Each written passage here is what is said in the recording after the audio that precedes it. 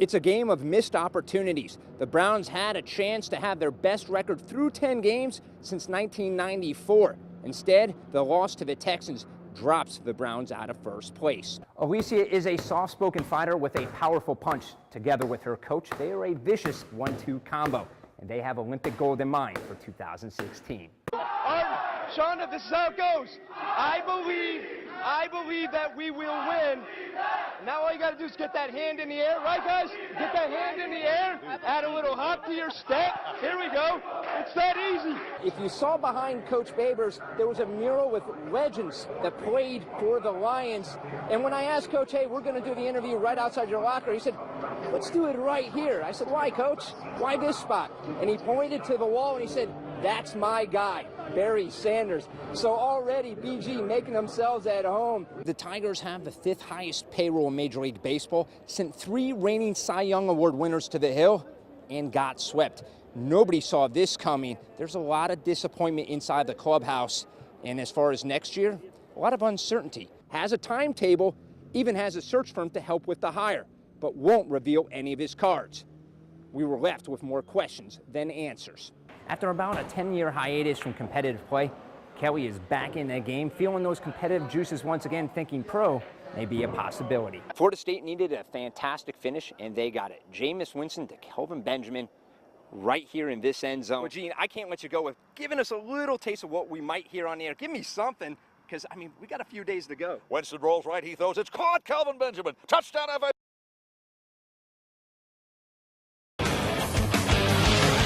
Here's the video that's lighting up the world of Twitter.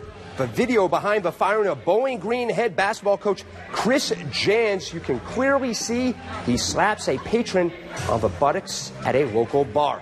This is your T Sports Report brought to you by Jim White Honda. I'm Jason Hurst. As a head coach, winning is important. Conducting yourself in a professional manner off the court, just as much a priority. BGSU made that known when they fired first-year head coach Chris Jans earlier today. And here is the termination letter from BG to Jans. It states he has an obligation to refrain from conduct that would embarrass the university. Now, according to this letter, that obligation was breached and is grounds for termination. The university issued an investigation into reports that Jans' behavior at a local Bowling Green establishment did not represent the university in a good light, and Jans was not arrested, but again, the university felt the behavior deserved termination. So earlier today, sports reporter Jordan Strack stopped by Jans' house. Jans declined comment. Now, the BG athletic department didn't provide specific details, but issued a statement that included, quote, the university concluded that Jans' public conduct failed to meet his obligations as a head coach and the expectations that BGSU Athletics has for its coaches, end quote. The full statement is available on ToledoNewsNow.com. Jans was 21-12 in his first season at BG. He led the Falcons to their first 20-win season in more than a decade. In fact, I had a great relationship with Coach. Always granted me an interview upon request, always referred to me by my first name. Now, because of termination, BG is obligated only to pay bonuses and not the remaining portion of his salary. Moving forward, assistant coach Mark Downey takes over the day-to-day operations, and immediate search is underway to find the school's 17th head coach. All right, spring football also going on, and we got word today that University of Toledo star running back Kareem Hunt isn't practicing with the team all spring. He had a scope on his ankle after the season. Coach Matt Campbell expects Hunt to be ready to go in June, so that's good news. Meanwhile, out at practice today, they continue to work on that offensive line, a unit that lost all 5 starters from a year ago. That line paved the way for Hunt to have a huge year. But now they're essentially starting from scratch. This spring is extremely important for the Toledo coaching staff to get prepared for next season. Obviously, you know, we're mixing and matching guys every day with our first group, kind of for us, evaluating them and then trying to figure out who are those maybe 5, 6, 7, 8 guys that we really can trust to play. I think what we found is we've got great depth. All right, that's your Team Sports Report, and tonight at 11, we'll hear from BG football coach Dino Babers. All right. Thanks, Jason. Let's take a look. Shaquille Vance is one of the fastest runners in the world. As fast as a cheetah, one might say. He's lacing up his spikes, his eyes set on the 2012 Summer Olympics in London. What you don't know is he has only one leg. His right leg above the knee is a custom-made prosthesis with a cheetah foot.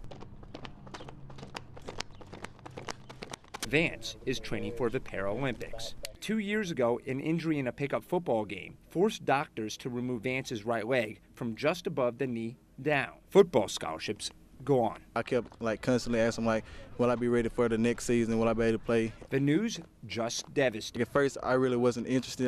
Because I just lost my leg. I found out I wasn't going to be able to play football, so I was like, man, my life is over, blah, blah, and all this. But track is now an option. I never thought this was even possible. I'm hopefully motivating other people, never to give up, just keep pushing and keep trying. And, life is endless, so just keep pushing and everything will be good.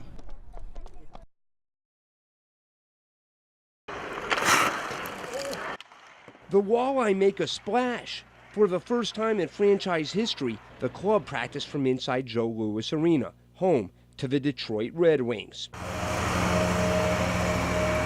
Mike Babcock came and addressed the guys before practice, and he was excellent with a great message. So one, it's a good experience, but just as important, it's about the relationship between the Walleye and the Red Wings. The Walleye get to skate on the same ice as the Red Wings. How cool is that? Look at Gordie Howe's banner, Steve Yzerman. Championship after championship banner. This is where dreams are made. As soon as we stepped on the ice, I got shivers. The atmosphere is awesome, and there's a lot of history behind this rink, and it's really cool to be able to practice here. The next line's going to be ready.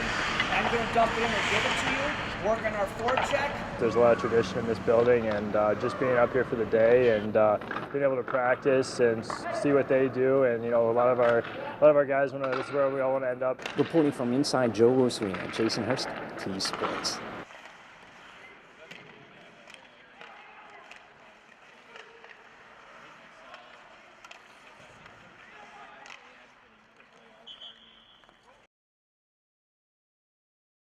Helping others. Hitting this golf ball, not easy to do. The University of Toledo women's golf team makes it look easy. 6 top 5 finishes already this year. Fighting hunger, a tough battle as well. The Lady Rockets also winning in their community. What's today? What's the future? And what kind of difference are we making in Toledo? Every Wednesday, the UT women's golf team helps feed the less fortunate at that neighborhood church in Toledo. But their time volunteering goes beyond just serving food. This really feeds my soul, and I love coming down here. And so that's what I've seen happen with Nicole and her team. We don't see this part of Toledo every day. It was eye-opening for me, but it was a good eye-opening. These people just need our help.